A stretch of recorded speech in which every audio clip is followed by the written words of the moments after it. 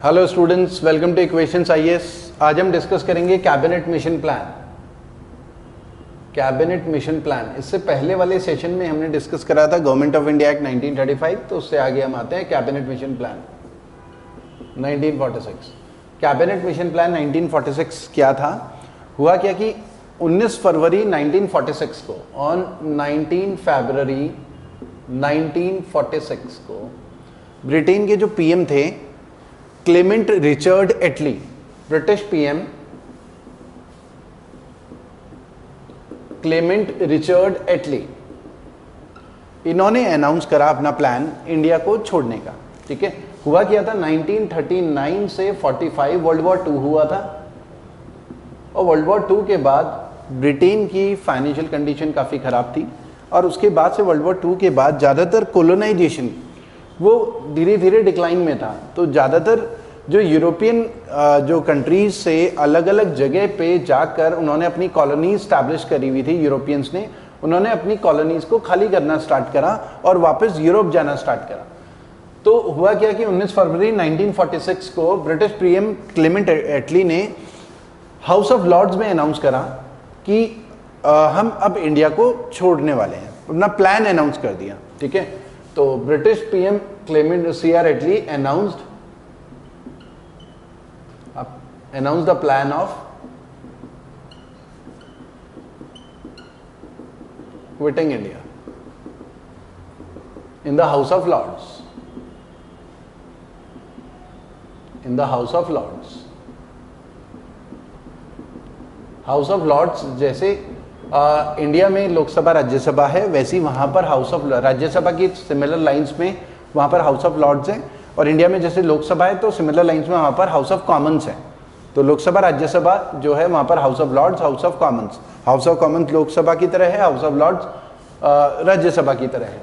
ठीक है, तो इसमें ब्रिटिश पीएम क्लेमेंट रिचर्ड एटली ने अनाउंस करा, और फिर एक हाई पावर्ड कमेटी बनाई गई जिसे इंडिया में भेजा, जिसे मार्च 1946 में इंडिया में भेजा गया। High powered committee, cabinet mission plan की high powered committee. High powered committee exam में कई बार आया कि कौन कौन इसके मेंबर्स थे। तो हाई पावर्ड कमेटी में सबसे पहला sir Stafford Cripps, sir Stafford Cripps, sir Pethick Lawrence,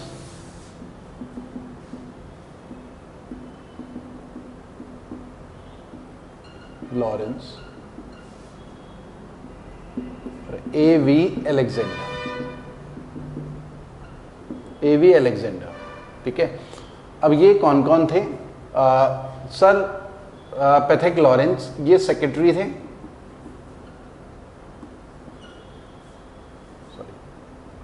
secretary of state. ठीक है, और ये एडमिरल लॉर्ड्स ऑफ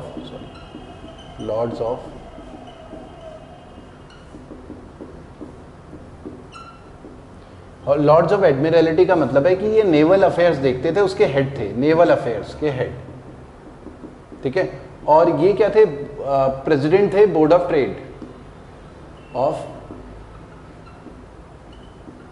ट्रेड, उसके प्रेसिडेंट थे। तो ये 3 मेंबर की एक हाई पावर्ड कमेटी बनी जिसे इंडिया भेजा गया कि किस तरीके से पावर को ट्रांसफर किया जाएगा इंडिया में। ठीक है, अब इन्होंने एक तो पहली चीज इनके रिकमेंडेशन में, इनकी जो रिकमेंडेशंस थी कैबिनेट मिशन प्लान की रिकमेंडेशंस में पहला चीज क्या हुआ? एक तो कॉन्स्टिट्यूएंट असेंबली के फॉर्म करने की बात हुई कि इंडिया के लिए कॉन्स्टिट्यूशन बनाना है, क्योंकि पावर ट्रांसफर होगी तो उसके बाद इंडिया किस तरीके से चलेगा। अब जाहिर सी बात है, ऐसा तो होगा नहीं कि राजा को अपॉइंट कर दिया गया और यहाँ पर मोनार्की चले। तो ये डिसाइड किया गया कि कॉन्स्टिट्यूशन बनाया जाएगा, उस कॉन्स्टिट्यूशन के अकॉर्डिंग इंडिया को चलाया जाएगा। लेकिन वो कॉन्स्टिट्यूशन बनेगा कैसे? तो इंडियंस क्योंकि बार बार डिमांड करते थे कि वो खुद बनाए कॉन्स्टिट्यूशन, ऐसा नहीं कि अंग्रेज बना के चले जा रहे हैं। ठीक है, तो एक तो रिकमेंडेशन ये थी कि कॉन्स्टिट्यूएंट असेंबली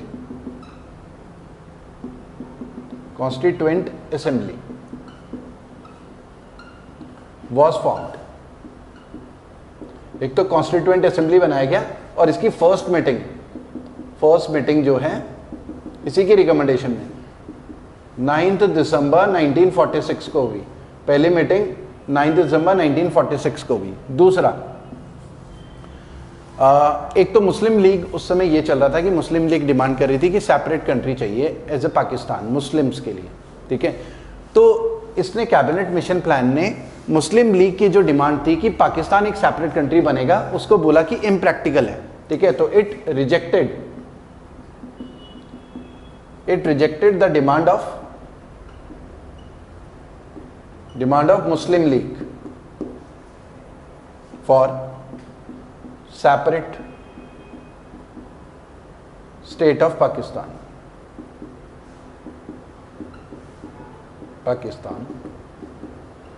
as impractical,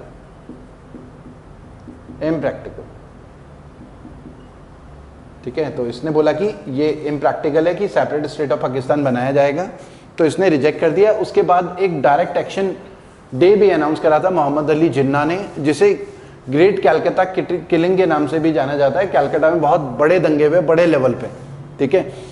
तो एक तो ये हुआ, इसका आउटकम ये निकला। एक तो कॉन्स्टिट्यूएंट असेंबली बनी। कॉन्स्टिट्यूएंट असेंबली को अभी हम आगे डिस्कस करेंगे किस तरीके से कॉन्स्टिट्यूशन फॉर्म हुआ। दूसरा, इसने रिजेक्ट करा कि पाकिस्तान एक सेपरेट कंट्री नहीं बन सकता, ठीक है, ये इसने रिजेक्ट करा। अब ये वाली जो इसकी रिकमेंडेशंस थी कैबिनेट मिशन प्लान की, इसको एक्सेप्ट करने को तैयार नहीं थी मुस्लिम लीग, ठीक है। तो प्रॉब्लम्स बढ़ती जा रही थी। तो फिर क्या हुआ कि एक और प्लान आया, नया प्लान, जिसे बोला गया माउंटबेटन प्लान,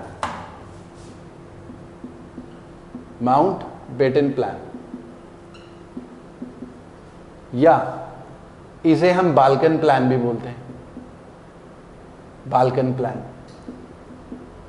या डिकी बर्ड प्लान भी बोलते हैं, डिकी बर्ड प्लान भी बोलते हैं, ठीक है। तो ये जो प्लान था ये 1947 में आया और इसे 3 जून प्लान भी बोलते हैं। ये सारे नाम एग्जाम में आए। 3 जून प्लान 1947, ठीक है। इसने रिकमेंड करा कि इंडिया और पाकिस्तान दो अलग अलग सेपरेट कंट्री बनाई जाएगी। इंडिया को डिवाइड करने की बात करी ऑन रिलीजियस लाइन, ठीक है। हिंदुओं के लिए हिंदुस्तान, जहां पर मुस्लिम ज्यादा हैं वहां पर पाकिस्तान, ठीक है। और ब्रिटिशर्स ने, माउंटबेटन ने क्योंकि रिकमेंड करा कि दो सेपरेट कंट्री बननी चाहिए, तो ब्रिटिश गवर्नमेंट ने उसको एक्सेप्ट करा, ठीक है। तो principle of partition of India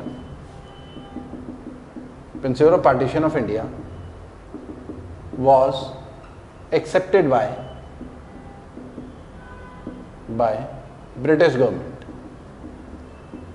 government. मतलब पार्टीशन मतलब इंडिया एक अलग कंट्री बनेगा और पाकिस्तान एक अलग कंट्री बनेगा। तो दो अलग अलग कंट्री के बनने के लिए माउंटबेटन प्लान ने रिकमेंड करा था। कैबिनेट मिशन प्लान ने तो रिजेक्ट कर दिया था। तो ये भी एग्जाम में क्वेश्चंस आए हुए हैं कि किस प्लान ने रिजेक्ट करा था। तो कैबिनेट मिशन प्लान ने रिजेक्ट कर दिया था कि सेपरेट कंट्री बनेगा पाकिस्तान, लेकिन माउंटबेटन प्लान या बाल्कन प्लान या डिकी बर्ड प्लान या 3 जून प्लान, इसने रिकमेंड करा था कि सेपरेट स्टेट ऑफ पाकिस्तान बनना चाहिए, क्योंकि मुस्लिम लीग बिल्कुल अड़ी हुई थी, वो तैयार नहीं थी कि वो, उनकी डिमांड थी कि नहीं, मुस्लिम्स के लिए तो अलग कंट्री ही चाहिए, ठीक है। तो ये लगातार उस समय इंडिया में डेवलपमेंट्स चल रहे थे। उसके अलावा अब इंडियन इंडिपेंडेंस एक्ट आया, ठीक है। ये सारी चीज़ें डिसाइड हो गई कि भाई ठीक है, ब्रिटिशर्स ने एक्सेप्ट करा कि एक अलग कंट्री बनेगी पाकिस्तान और इंडिया, ठीक है। फिर इंडियन इंडिपेंडेंस एक्ट आया जिसके थ्रू पावर को ट्रांसफर किया गया, Indian independence act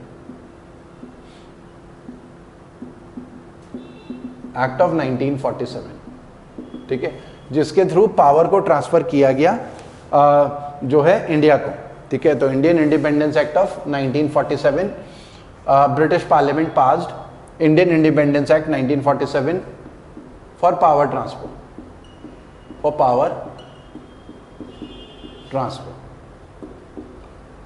and made dominion state of Pakistan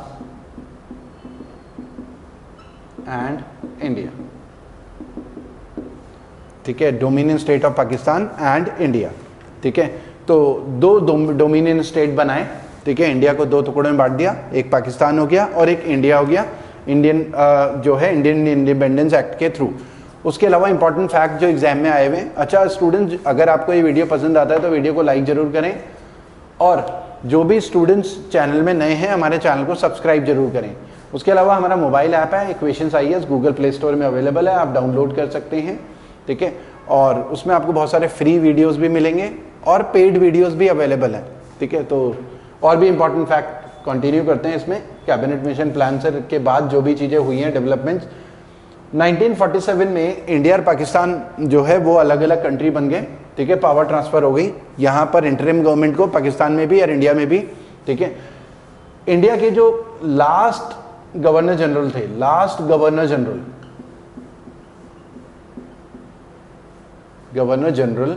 of independent India, वो कौन थे? Lord Mountbatten.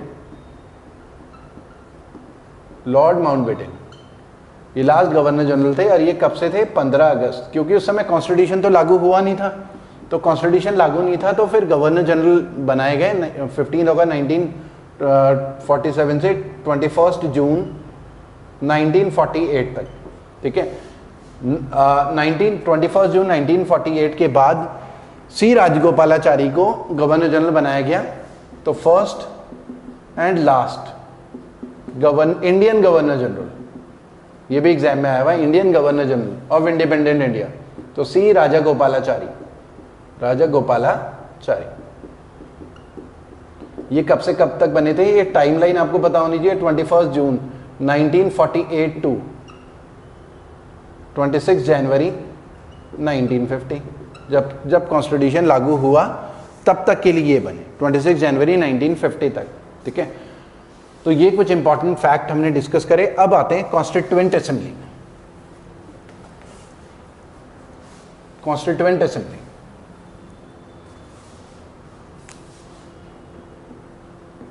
Constituent assembly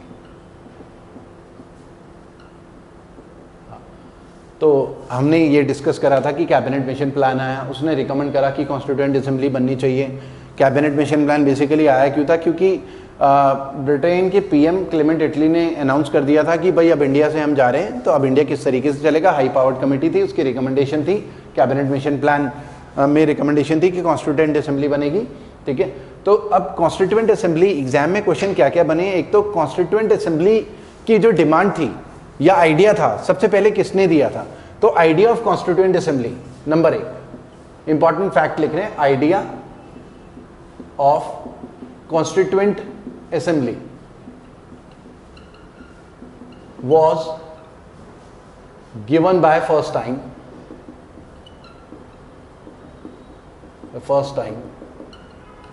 by M.N. Roy in 1934। तो M.N. रॉय ने 1934 में पहली बार कॉन्स्टिट्यूएंट असेंबली होनी चाहिए कॉन्स्टिट्यूशन बनाने के लिए ये आइडिया दिया। एक तो ये एग्जाम में आया है।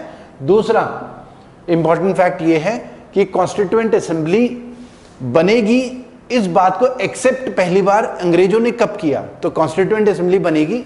एक अगस्त ऑफर आया था, वर्ल्ड वॉर 2 चल रहा था 1939 से 1945 के बीच में, और इंडियंस कॉपरेट नहीं कर रहे थे अंग्रेजों को।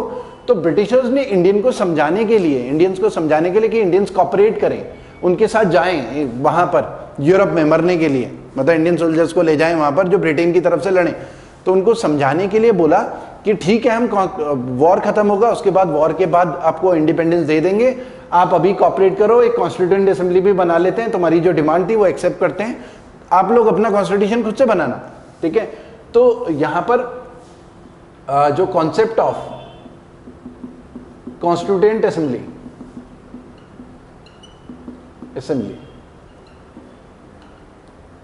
was accepted by Britishers in August of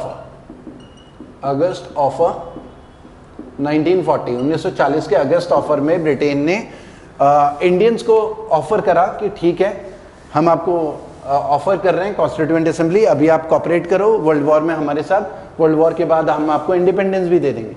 ठीक है, तीसरा पॉइंट कॉन्स्टिट्यूएंट असेंबली से रिलेटेड, फर्स्ट मीटिंग हुई, फर्स्ट मीटिंग हुई 9 दिसंबर 1946 को। ठीक है, एट जिसे आज की डेट में बोला जाता है सेंट्रल हॉल ऑफ पार्लियामेंट, वहां पर central hall of parliament Delhi में। ठीक है, पहली मीटिंग 9 दिसंबर 1946 को हुई सेंट्रल हॉल ऑफ पार्लियामेंट। और टेम्पररी प्रेसिडेंट उस समय, फर्स्ट प्रेसिडेंट एग्जाम में आया, फर्स्ट प्रेसिडेंट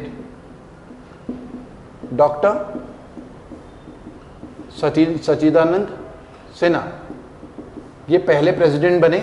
ठीक है, लेकिन ये केवल 2 दिन के लिए प्रेसिडेंट थे, टेम्पररी थे, एजेड थे, सीनियर थे, इसलिए इनको बनाया गया प्रेसिडेंट कॉन्स्टिट्यूएंट असेंबली का पहले 2 दिन के लिए।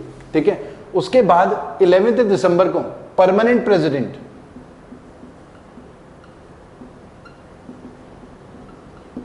कॉन्स्टिट्यूएंट असेंबली का डॉक्टर राजेंद्र प्रसाद।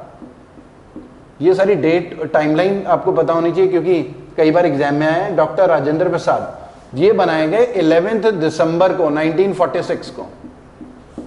तो 11 दिसंबर 2 दिन के बाद ही 11 दिसंबर 1946 को राजेंद्र प्रसाद को परमानेंट प्रेसिडेंट बनाया गया। और ये जो कॉन्स्टिट्यूएंट असेंबली है ये बनी किस लिए थी? Basically to frame the constitution, to frame the constitution.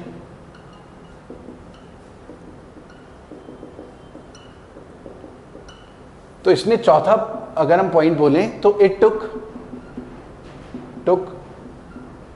2 years 11 months and 18 days to frame the constitution, to frame the constitution। तो 2 साल 11 महीने 18 दिन ये टोटल इसने लिए कॉन्स्टिट्यूशन को बनाने के लिए।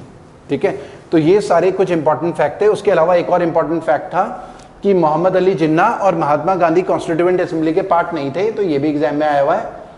गांधी एंड जिन्ना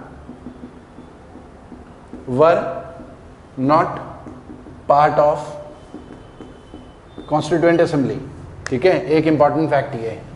ठीक है, उसके अलावा कॉन्स्टिट्यूएंट असेंबली में टोटल 389 मेंबर्स रखे गए, 389 मेंबर्स। ये भी एग्जाम में आया हुआ 389 मेंबर्स। 389 में से 2 प्रोविंसेस से,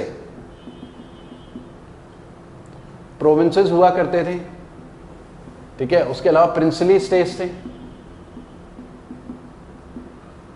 और चीफ कमिश्नर्स प्रोविंस हुआ करते थे।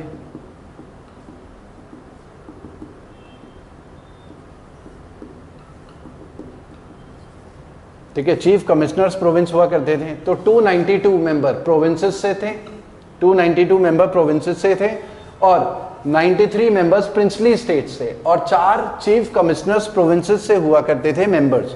ठीक है, इनमें अगर हम बात करें चीफ कमिश्नर्स प्रोविंसेस में दिल्ली, अजमेर, कुर्ग मतलब कर्नाटका, और वो जो बलूचिस्तान है पाकिस्तान वाला एरिया, वहां पर उन 3 चीफ कमिश्नर्स प्रोविंसेस से एक एक मेंबर लिया गया। तो टोटल 389 मेंबर्स कॉन्स्टिट्यूएंट असेंबली में रखे गए।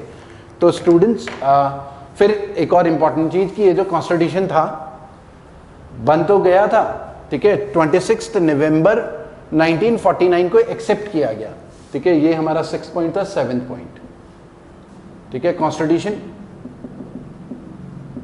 Was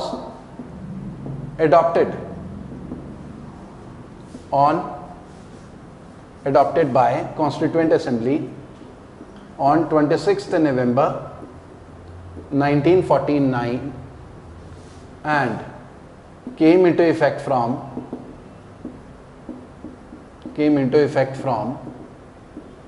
26th January 1950। तो हमारा जो कॉन्स्टिट्यूशन है, कॉन्स्टिट्यूएंट असेंबली ने 26 जनवरी 1949 को अडॉप्ट करा और 26 नवंबर 1949 को अडॉप्ट करा और 26 जनवरी 1950 को कॉन्स्टिट्यूशन को लागू किया गया। ठीक है, और ये जो 26 नवंबर 1949 है, इसे नेशनल जो ये कॉन्स्टिट्यूशन डे के नाम से भी जाना जाता है, कॉन्स्टिट्यूशन डे। या लॉ डे के नाम से भी जाना जाता है, ठीक है। तो स्टूडेंट्स आज के लिए इतना ही करते हैं, फिर इससे आगे हम जो कॉन्स्टिट्यूशन है, इंपॉर्टेंट फीचर्स वगैरह वो सारी चीज़ें स्टार्ट करेंगे। Thank you students.